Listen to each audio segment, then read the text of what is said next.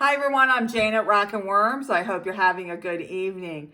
I am doing feeding of a lot of my bins because I fed them fast food a week ago and that food is gone. So let me show you what that looks like on this bin. Put my glasses on, let's get into the bin. Okay, this is the bin. This is how it came off the shelf. This is the bin where I have the red wigglers I bought from V at the gardenandwormlady.com. So if you're looking for red wigglers up until this fall when I start selling, give her a check-in and see if she has worms for you in the meantime. Okay, this is what the bin looks like. You can see a couple things right away. One, looks like there's a little bit of a divot here. That's probably where I did the feeding because when the worms consume it, they poop out. What they poop out just takes less volume than the food that went in. So this is probably where I fed, and we'll find out that in a minute. The next thing I wanted to show you is this cardboard shred. This is cardboard shred that was out of my shredder that I put in 2 feedings ago in order to try using it as the absorption level when I do a food feed that's been previously frozen.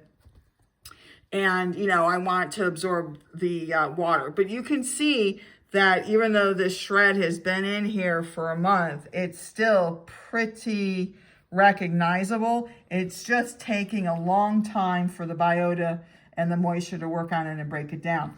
I don't care for that. Oh, look at this. I have a whole bunch of springtails over here in the corner for some reason. Okay, springtails are just bin companions. You're going to get them when the bin is moist, and you can see that actually this is pretty moist. If I squeeze it, I've got moisture coming out, and also when I tap it, it's not breaking apart very easily until I put some pressure on it. I'm going to start drying this bin down. So I am glad I'm in here looking at it because I don't want this bin to get any wetter than it is. And I'm going to take that into consideration when I do the feeding on the working end of this bin because I want to manage that moisture. Okay, I'm digging through here. I'm aerating it. I'm not seeing a lot of worms. Okay, so hopefully they're all down here in the feeding zone.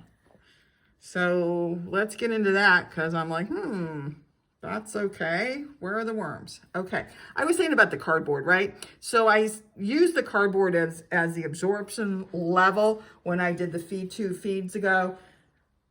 Lots of people use raw cardboard into their bins as the absorption, and their worms just chew it right up. My worms don't seem to prefer it. Maybe because they like my tabletop pre-compost better.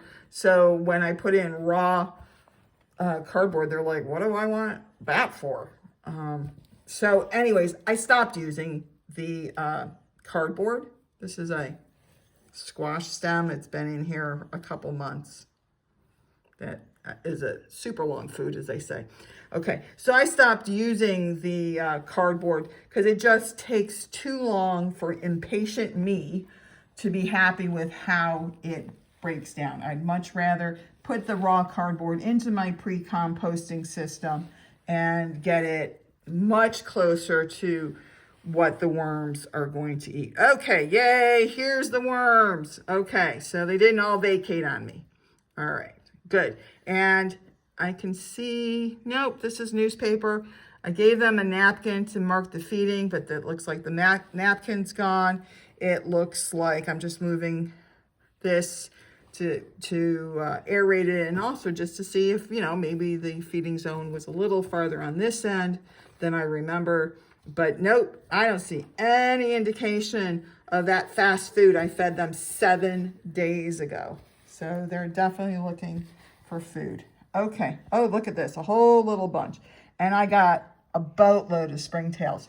Again, another sign that my bin is just damper than it needs to be. There's no odor I don't feel like I have any anaerobic activity going on here. It's just, you know, super damp. It's not wet, okay? There's a difference between damp and wet, okay? But I'm gonna definitely want to start thinking about, you know, getting this on the dry down side. Okay, the last thing regarding the specific worms I wanted to mention to you, this was 100 worms to begin with, okay? And I got these worms February 24th. Today is June 18th. So February to March, April, May, June. They've been in this bin 4 months, or I've had them 4 months. They started off in a smaller bin. So this population is 4 months old. It started with 100 worms. And I think we can safely say that there's a lot more worms in here than, I know they're not down here. We already looked, right? There's a lot more than 100 worms in here. So if you're starting off with a small population of worms, don't feel that it's going to take you forever to get, you know, 500 worms, 1,000 worms, or whatever. They will breed like crazy if you give them just half a chance at decent conditions, okay? So, all right. Now, I am going to set this up for feeding. Let me just level it out a little bit. And you know what? I think I'm going to feed here. Now, I should start migrating and drying down for sifting, but I've got a lot going on this week, and I know I'm not going to get to it. So let me just feed, and I'll deal with getting them ready for sifting in you know, a week or so. Okay, so I've got a trench going. I'm going to put in some of my pre-compost bedding, and it has the sifted cow manure in it as well as my absorption layer. I am going to give them, forgot the napkin. Where is my napkin? Here it is. Okay. I'm going to put in a napkin as well, especially since this bedding is on the moist side. I want to add more absorption. Okay, keep any liquid off the bottom. Okay, I'm going to give them a mixed feeding of fast and slow foods. Last time they had all fast foods. No, this time I'm going to give them some slow foods as well. It's it's tomatoes, it's peppers, there's some carrots, there's a butternut squash piece, and that's good. Now this is a smaller feed for as many worms as I have in here, but I'm going to do something that I wasn't planning on doing because of the moisture level in the bin. And this is the first time you guys are seeing this. This is dehydrated, pulverized vegetable and fruit mix that I make myself here at home. Okay, so when I get my veg from my veg guy, I'm going to use this hand because it's drier than this hand. When I get vegetables from my veg guy, they're, you know, not sellable anymore to humans. So they're, you know, aged, rotty, not looking so great. And sometimes I get a lot, and I can't keep it all in my freezer. While I'm talking to you, I'm just going to give another sprinkle of worm chow on top, and the azomite and the agricultural lime. Okay, so I get a lot of vegetables, and I can't keep them all in my freezer. It takes up too much room. I need to get them out. So what I have done is I puree them up in my blender and into a very thick slurry, like think a really thick milkshake. And it's the vegetables and vegetable water. And then I take that really thick slurry and I spread it out on the silicone mats that I bought for my, what do I want to put on top? I think that's actually fine. The silicone mats I bought for my dehydrator, and I dehydrate the mixture for about 18 to 24 hours, and it dries, and I then break that sheet into shards, and I put it back in the mixer, or I'm sorry, I keep saying mixer, back in the blender and powder it. And this is what it looks like. The color will always vary. I had a lot of pumpkin this last go round, so it's more orangey and pumpkin. If I have a lot of banana peels, okay, I puree them up as well. And then this comes out more brown looking, okay? Sometimes it has a red tinge because I add a lot of peppers, you know, or red fruits, tomatoes, whatever.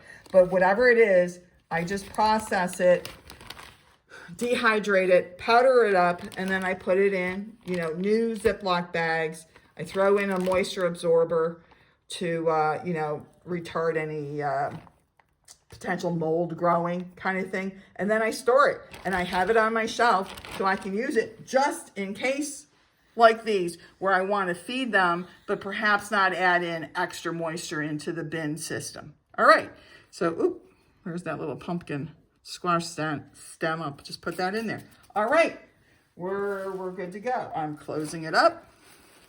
I will mark the label on the end of the working end of the bin to indicate when I did the last feed, and put it back on the shelf. I'll check in on these guys in a week to 10 days because it is slow food in there as well. So it's going to take them a little bit more time to eat it, which is good for me because it gives me a little break from coming back and feeding them again as quickly as I had to this time. All right, so I hope this video gave you some additional information on, you know, worms in the food and what other ways you can use vegetables and fruits to feed your worms. All right, again, comments, questions, love it all. So thank you very much for watching.